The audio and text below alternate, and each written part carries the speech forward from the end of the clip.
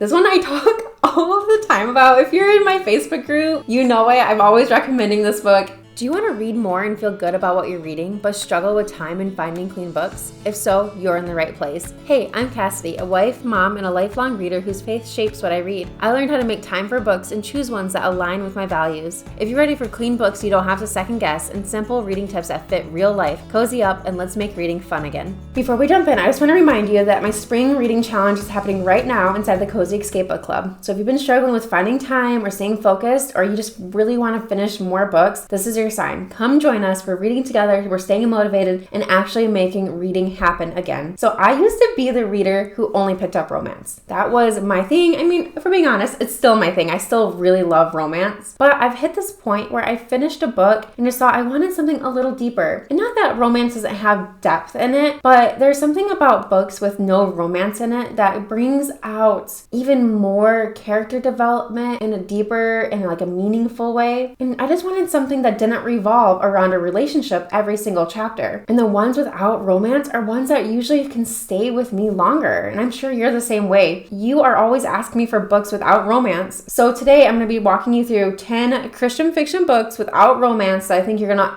absolutely love. First up is Things I Never Told You by Beth K. Vaughn. This is very much a family-centered story dealing with grief, loss, and sister relationships. So Peyton loses her twin sister years ago, and now with another sister's wedding coming up, all these old wounds start to come back for her. This one quietly wrecked me. There's a moment where everything that's just been left unsaid comes out, and it just hits so hard. And I love that it doesn't rush the healing. It feels very real and very reflective. Next is Shadows of Hope by Georgina Daniels. This is actually set around a crisis pregnancy center, and it's very much about faith tested in hard seasons in real life and things that are actually going on. Marissa is suspecting that her husband is having an affair, but she has no idea that the other woman is actually someone she knows. And then you follow Caitlin, who is facing an unexpected pregnancy, and neither of them knows how their lives are connected until everything starts falling apart. This is not a light read. This leans into very messy, uncomfortable situations in a way that feels very real. It doesn't sugarcoat anything, but it is thought-provoking and it has very good Christian faith themes. Next is No One Ever Asked by Katie Ganshert. This follows multiple different women and their experience when two school districts are forced to integrate together. And you get to see how their lives collide and how it challenges their beliefs, their relationships, and just everything. There's a scene where everything escalates at the school and you can just feel the tension building in this one. This one made me pause more than once, and